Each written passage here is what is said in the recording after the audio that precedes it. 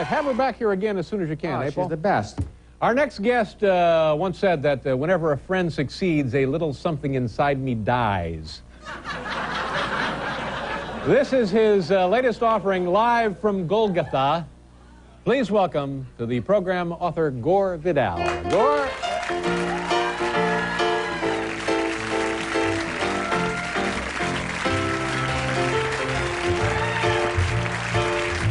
Mr. Vidal. How are you?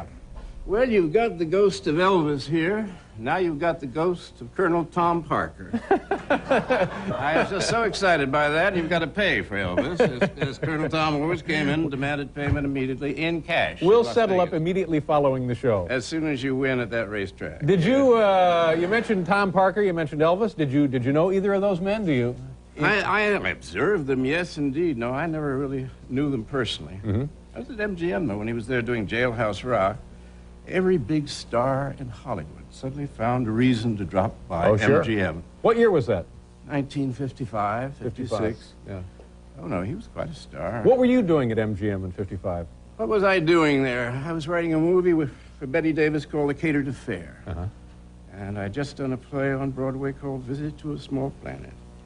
And I was about to do a magnificent film, which I've always hated and everybody loves, called Ben-Hur. You were doing the screenplay for Ben-Hur? Yes, the screenplay. I went to Rome to do it with William Wyler, the director. And the studio was about to go out of business. And they'd already built the amphitheater. They had no script at all. They had built Charlton Heston. There he was. Solid balsa wood, you know. I must say, I saw him yesterday on television. And I thought, you know, Chuck looks pretty racy. He's wearing a yachting cap. Yeah. And I realized it was a toupee. Oh, no. It looked like it could. It looked like it could eat a child, you know.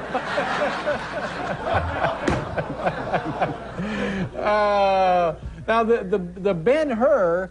This, for a man or woman, whoever gets the assignment to turn it into a screenplay, that must have been a daunting assignment. I mean, good heavens, it's nothing if not an epic bit of work. Well, they had 35 writers on it, as well as the original silent Ben-Hur. The only problem was that the MGM was going down the drain financially, and if this didn't come off, there'd be no more studio.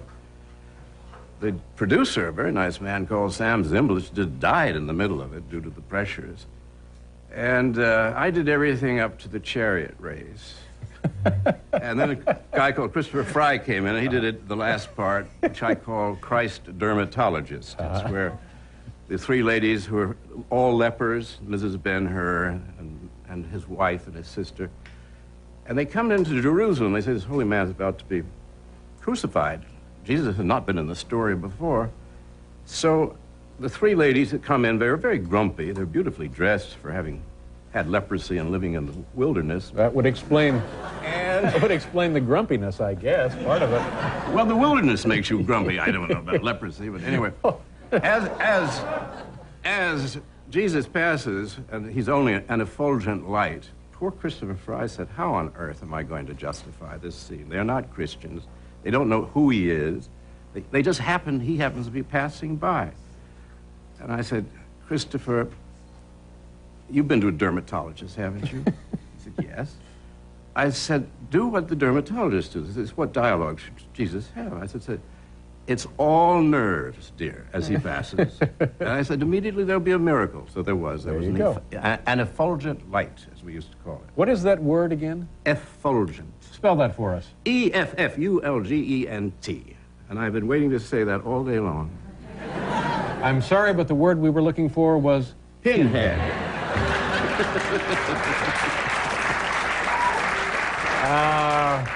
You know, my earliest awareness of you, other than as an author, and I guess this is not fair to really bring up, but you were in fistfights, or close to fistfights, with a lot of other famous literary people. William F. Buckley, I don't know if you guys ever threw punches. I don't know that he's literary. Norman Mailer, I think you guys actually, either he hit you, you hit him. Oh, Norman and I are old friends. In fact, he's directing me in Don Juan in Hell for the Actors Studio. They've got 4 writers for the Actors Studio. They have Susan Sontag and Kurt Vonnegut and Gay Talese and me. I have the best part. I play the devil. I have the best line. Good for you. And Norman is directing us. A lifelong research project for you, then. Exactly. Come to fruition, as it were. But these stories are mostly made up. The Buckley story was quite real. I mean, our dislike for one another was not feigned. I mean, it was the real thing. But the first episode I think that I was aware of was in 1968, connected to the coverage of the Democratic conventions. Convention. Yeah. And he said, I'll punch you in the face. Yeah.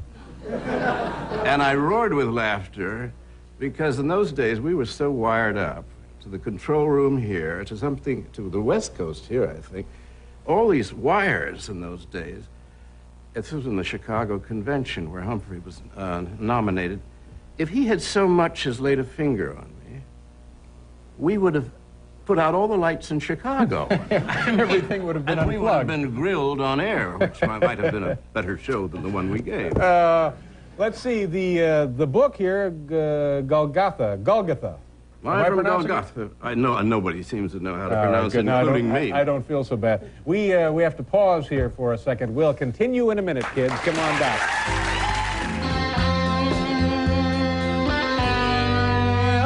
Okay, Gore, if you can hang around, we're going back to Belmont Park. Is Elvis here?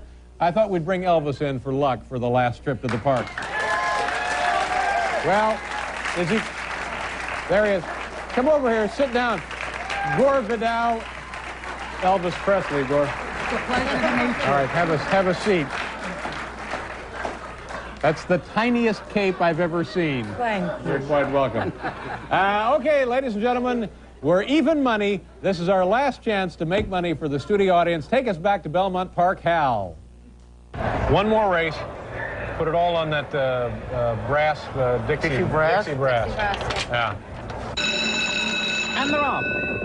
Dixie brass out quickly, so is Agincourt. On the outside, Binalon. I think I see some royalty right over there. To the lead, and Dixie brass opens up quickly on them by 2.5 lengths. There goes Dixie Brass to the lead. Okay, that's what we thought. They're moving toward the top of the stretch, and Furiously is at the throat of Dixie Brass.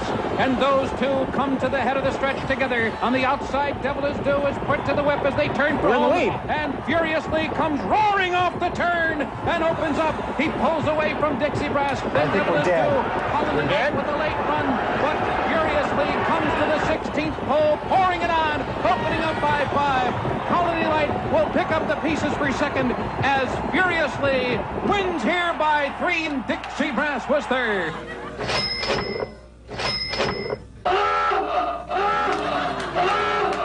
I'm sorry, ladies and gentlemen. We have, since you've been so wonderful for us this evening, we have racetrack hot dogs. Please enjoy those. Gore, it was good to have you with us. My thanks to Patty Smythe and John Lovett. Good night, everyone.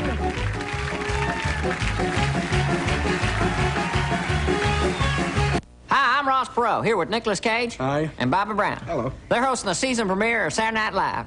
2 talented men that I could buy out 1,000,000 times over.